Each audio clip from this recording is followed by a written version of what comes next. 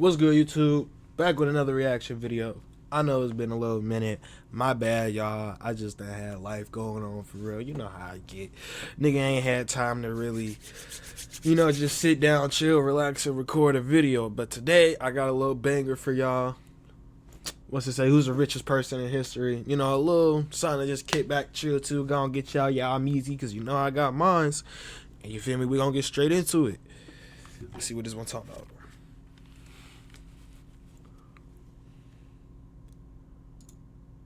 Salary wanted Elon Musk's net worth, they would have to work for 8 million years. That's I ain't gonna get nowhere working at McDonald's, man. Damn. Fuck. 8 million years? Nigga ain't even finna make it to 75. Shit. I'm gonna die in the field. 30 times longer than human beings have existed. And in the time it's taken me to tell you this, Elon has made another $100,000. Like, damn, but what? The craziest thing about Elon is millionaires, that he's not even the richest person in history. He's actually millionaires shouldn't exist, close. Boy. If you look back in time, there are people that make Elon look broke. So let's go find. I'll tell you what, nigga. Billionaires should not exist. There should be a cap on that shit. Like, when you get to a certain level in the game, nigga, you can't level up no more. When you get to a certain wealth, you should wealth up no more. Like, once you get to, like, nigga, once you making over like 500 mil, start giving that shit back. Start giving that shit back to the hood, to charity, nigga, to the community, cause that's what's got the world so fucked up now. Shit, niggas don't give back. The richest human to ever exist, starting in the late 80s with a Colombian billionaire who revolutionized the energy supplement industry. Pablo Escobar. He was raking in $40 million a week, but his net worth after inflation only reached $80 billion. So on paper, he's not even beating Elon. But unlike everyone else in this video, Pablo's wealth wasn't tied up in stocks or politics. He just had literal dollars. He was spending $1,000 a week on rubber bands just to hold them together, and damage to them cost him $2 billion a year. So Pablo wasn't the richest person in history overall, but if we're talking actual cash, he probably was. But let's go back in time to see a very different kind of wealth. The year is 1945. World War II just ended, and in America, millions of soldiers are coming home. They return to a blue-collar economy, where families can be supported on a single income. The American dream is alive. Like, that's crazy. Niggas really went from fighting motherfuckers in trees to working a 9 to 5. Back then, niggas really went from driving a tank, blowing up the Nazis, to putting the can on top of the lid. Putting the lid on top of the can, you feel me? Day in, day out. That's it. Be damned if you came back without a leg, nigga, without an arm. Now you can't even do that basic work. Like, it's crazy how America really did the veterans back then, boy. And well, how's everyone else doing? It's in these ruins where we'll find one of the richest men to ever live. Imagine being able to build an app with your name on it. Just by Come on. Meet Base 44. Joseph Stalin. That AI shit gonna be the doom of society, I tell you what. The communist ruler of the Soviet Union was uninterested in money. He had practically no personal possessions outside of his pipes, books, and plain military tunic. He did live much better than his citizens, having access to things like food, but he wasn't basking in luxury. His pay stubs show him making today's equivalent of $30K a month, but according to his son, he just let the checks pile up on his desk, and he probably didn't even have a savings account. The reason Stalin is considered one of the richest men in history, despite technically having no money, is because he didn't need money. He already owned the entire state. Doing anything that questioned his power, even something like telling a private joke, would get you gulagged or executed. Stalin had so much control that after he— Like, that's another thing too. It also depends on, like, what would you consider as wealth? Because some people just consider family wealthy. If they in good health, they wealthy. You feel me? If they, it depends on how you look at it. It don't gotta straight up just be money wealth, It could be land wealth. This nigga like Joseph Stalin, who they talk about. You could just own a bunch of land and be in control of it and be wealthy that way. This nigga owned a country. Fuck you need $1 for when you own Europe. He had a fatal stroke. No one called a doctor for— He ain't own Europe, but you get my point. 12 hours because everyone was too scared of Stalin waking up and punishing them for acting without official orders. So despite being broke on paper, Stalin had complete control over an economy that would today be worth $10 trillion. See, in order to find the richest person in history, we need to think bigger than just money. Every person in this video will represent a different time period and a different form of wealth, whether it be political power or cash or company equity. And in the end, only one will be determined as the richest person in history. So let's move on to our next contender.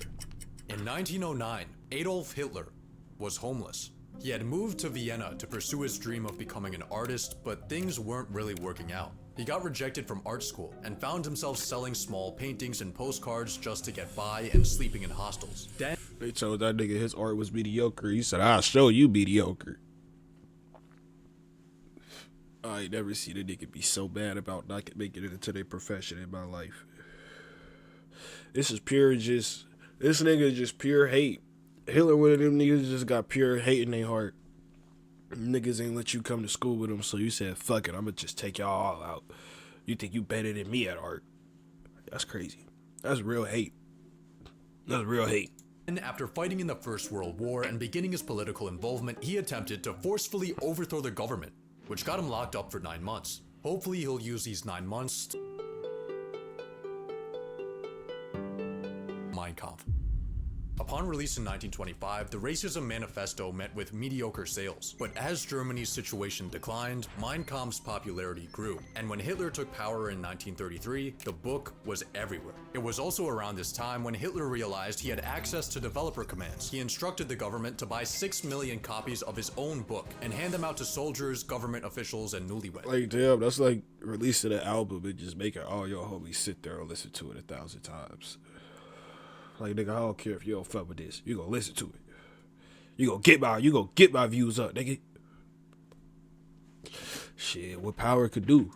He then avoided a $2 million bill by making himself tax exempt. His next lick was copywriting his own image, which allowed him to collect royalties on every postage stamp sold in Nazi Germany. Then he copyrighted his speeches so he could collect money when they were printed in the news. These passive income streams made Hitler millions. By the end of his life, Mein Kampf had sold around 10 million copies, which actually isn't an insane amount. For reference, he was outsold 3-1 by Anne Frank, but Hitler did have one last side hustle. Between 1933 and 1945, it was estimated that he received over $5 billion in donations from his supporters, most of this coming from wealthy businessmen. It's impressive how much personal money Hitler was able to milk out of his position, but his real wealth came from his military might. At its peak in 1942, Nazi Germany controlled nearly all of Europe, stealing hundreds of billions. Henry Ford is who that nigga just was. That's what I was just sitting there. So one of his investors was an American? Henry Ford? That's crazy. And I got a Mustang outside. I got a jacket that say Mustang. That's sick. One of Hitler's main investors was an American. Henry Ford. Billions in resources and putting millions of people into forced labor. So through his conquests, Hitler commanded resources worth $3 trillion in today's dollars.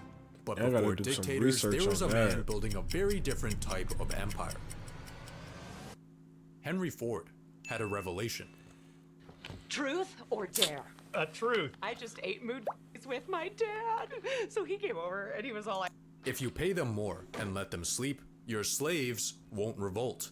In 1914, Henry made the radical decision to double wages from $2.50 to $5 a day. And I could go on a real long rant about what he just said. Give them sleep, pay them more, your slaves won't revolt. You feel me? America turned into modern day slavery. That's all it is. We could sit here and talk about it, but we not about to, because this ain't the video for that. So he then cut the work week from 6 days to 5 days. After seeing the operations of meatpacking plants, Ford organized his workers in a line, an assembly line. What resulted was production time for the Ford Model T dropping from 12 hours to 90 minutes. Prices dropped from $850 to $290. And for 50 years, the Model T was the most sold car in history. But Ford's greatest invention wasn't the assembly line or the Model T. See, after Ford made automobiles accessible to the masses, people began moving outside of cities and driving back and forth to work. And after the success of Ford's mass production methods, they were widely copied by companies and countries. The suburbs, commuting, and the modern work schedule can all be traced back to Henry Ford, which is why many credit him as the inventor of the middle class. So despite his measly $200 billion personal net worth, Ford's massive influence might make him the richest person in history. But Henry's success was only possible to an extent, because he did shape the world into being what America is today. But there's multiple people who helped shape America to what it is today, so you can't credit it all to him.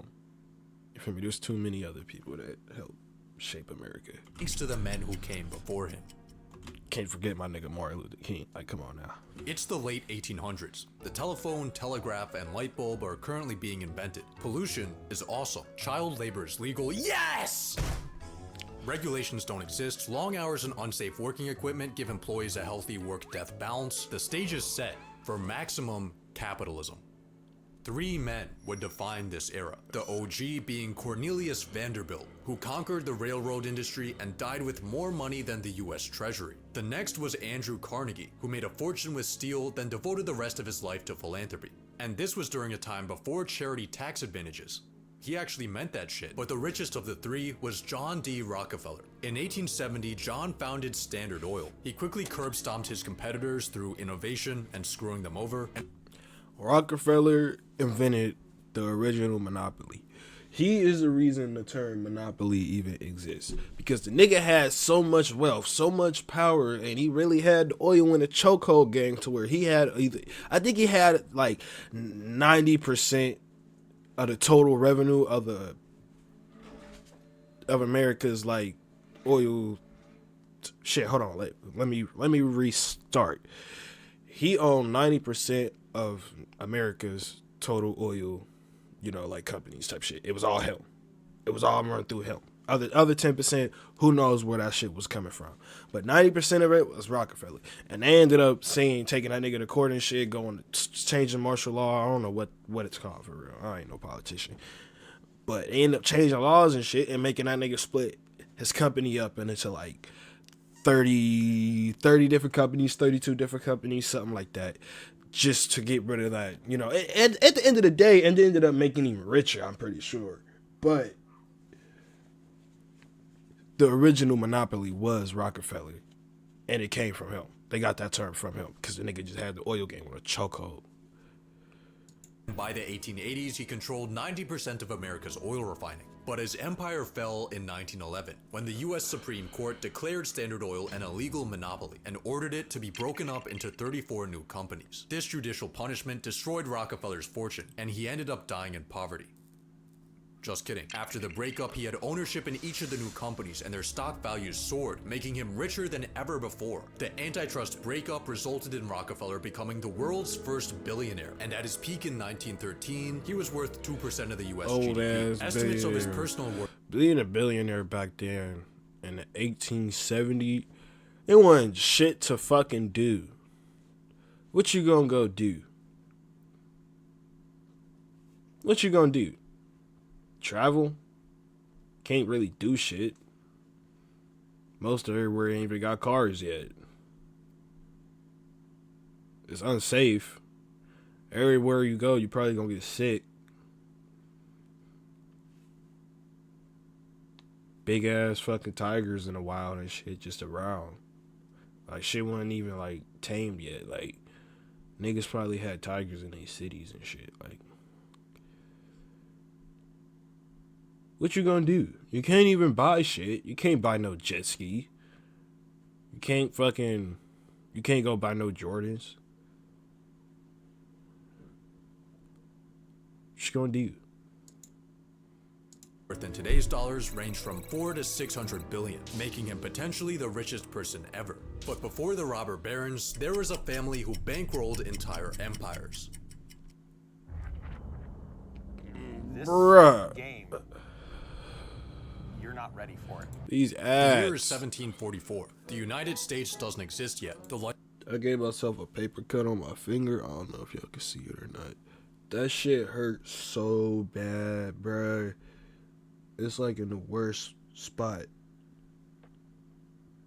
And my hand keeps sweating. And it keeps stinging. Paper cuts, boy. Y'all know they hurt different. These shits is different. Life expectancy is 30. Cities are full of shit. There's no electricity. In a small Jewish ghetto, Mayor Amschel Rothschild is born. Like, nigga, booty back in the 70s, in the 1700s, 1800s was rank. I'm telling you, it was rank. Shorty ain't took a bath since she was 12. She 21. Like, bruh.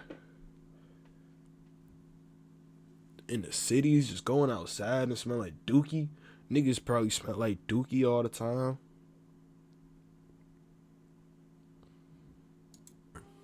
He starts in business at a young age, working his way up from being a rare coin dealer to a successful banker. Then in the early 1800s, he launches a conquest. He sends his 5 sons to the 5 key financial centers of Europe. Every son does their part, and before the invention of the telephone, the Rothschilds have established the first international banking network. They finance wars and peacetime recovery, pay for massive projects like the Suez Canal, and give out loans that save countries' economies. But the Rothschilds have one serious problem.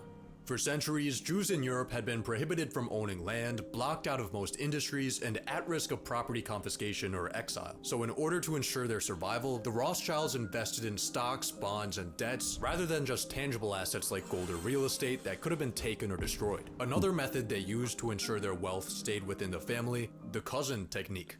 Through financial tactics and incest, the Rothschilds managed to mostly avoid persecution, but the extent of their wealth today is widely debated. Some estimates have claimed the Rothschilds have a current net worth of $500 trillion.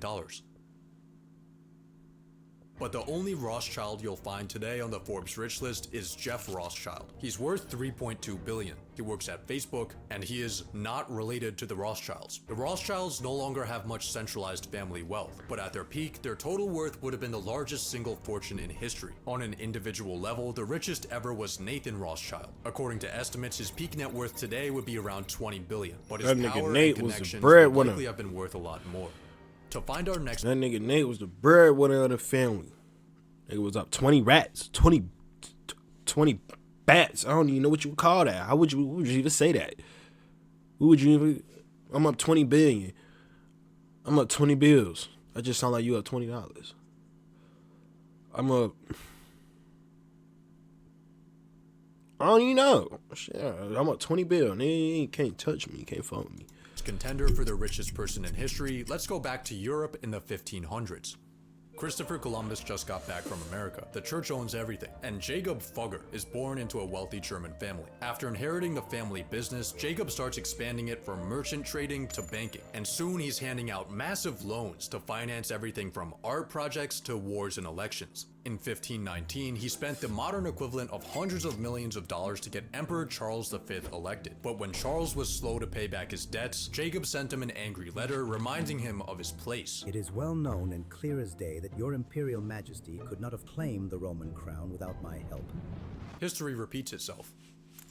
Church officials ended up getting in so much debt to Fugger that they started selling heaven passes, called indulgences. This led to a protest, which led to a religious revolution. Fugger had more influence than kings, but he was also a nice guy. He made the first ever social housing complex, and to this day, 150 people still live in these apartments at the cost of $1 a year, as well as 3 required daily prayers for the Fugger family. At his peak, Jacob owned 2% of Europe's GDP, which would be around $400 billion today. But the richest person in history may have been further back in time.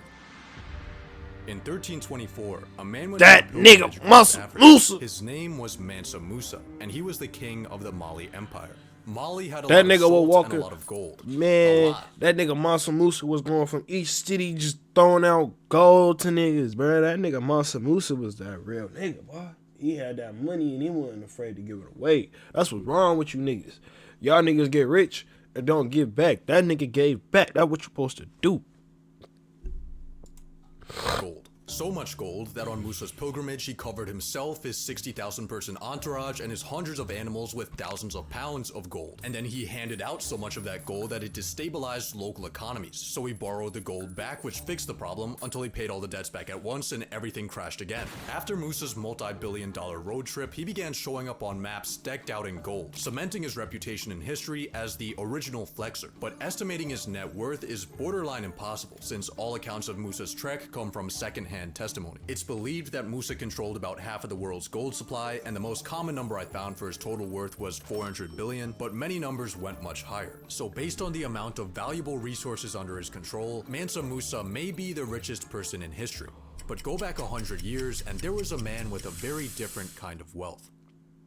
Building your custom home is now easier than ever. And with America's Home Place, we can show you how. During our In the early 1200s, Genghis Khan controlled more land than any man in history. His Mongol Empire covered almost 20% of Earth's land area, making his estimated net worth today 130 trillion. But this is slightly misleading. Genghis never really had much wealth of his own, and this was actually vital to his influence. Rather than taking for himself, war loot was redistributed to soldiers and commanders to promote loyalty. Genghis wore the same clothes and ate the same food as his crew. He slept in tents and asked to be buried with no markings or signs. Genghis Khan didn't really have desire for personal wealth or possessions, but based on his control of land, he may have been the richest guy to ever live.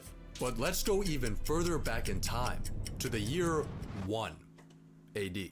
The people alive right now have no idea that they're living through a turning point in history. They actually don't even know what year it is. Romans think that it's year 754. Jews think it's 3761. The Chinese think it's year 9. And for the Greeks, it's 194. Every country is kind of doing their own thing. America's building early cities thanks to the Mayans. India is trading through the ocean and Silk Road. China just invented paper. And in Rome, Augustus Caesar is balling. A few years prior, he defeated Mark Antony and Cleopatra in battle and snatched up Egypt as his personal property. He now controls around 20% of Rome's economic output, and that includes the tax flows, the treasury, the gold and silver mines, and revenue from conquered lands. He also has a money method where he kills rich people from his own empire just to take their stuff.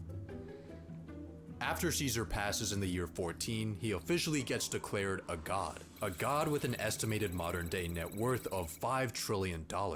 But let's go back another 900 years. Civilization is in its early stages. Most people live short, difficult lives. Money in the form of coins doesn't yet exist. King Solomon rules over the kingdom of Israel, collecting gold by the ton. His yearly tax revenue is 666 talents of gold. He basks in his riches with his 700 wives, and in today's money, he's worth over $2 trillion. But this is all according to accounts in the Bible, written hundreds of years after he would have lived. When we're this far back in time, details get murky. Written accounts are sparse and incredibly biased. The richest man from ancient times will never really know.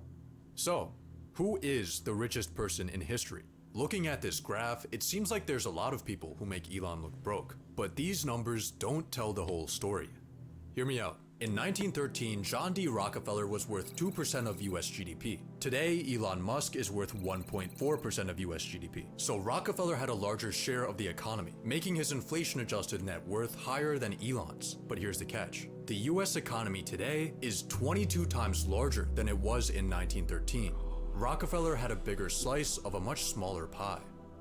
Estimated numbers don't tell the story of how the entire world has become more and more prosperous over time. Elon is now the biggest fish in the biggest pond that has ever existed. On top of this, his wealth is a personal fortune. It's well documented and verifiable, unlike ancient figures like King Solomon. It wouldn't disappear if he lost his positions of power, unlike dictators and heads of state. He can access it for whatever he wants, and he harnesses technology that ancient figures would think is witchcraft.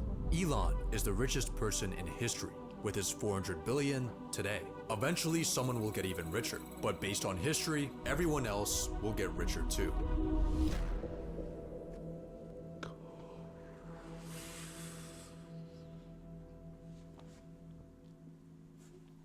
Alright, shit. That was the video, y'all. I'll be getting y'all with the next one. Deuce.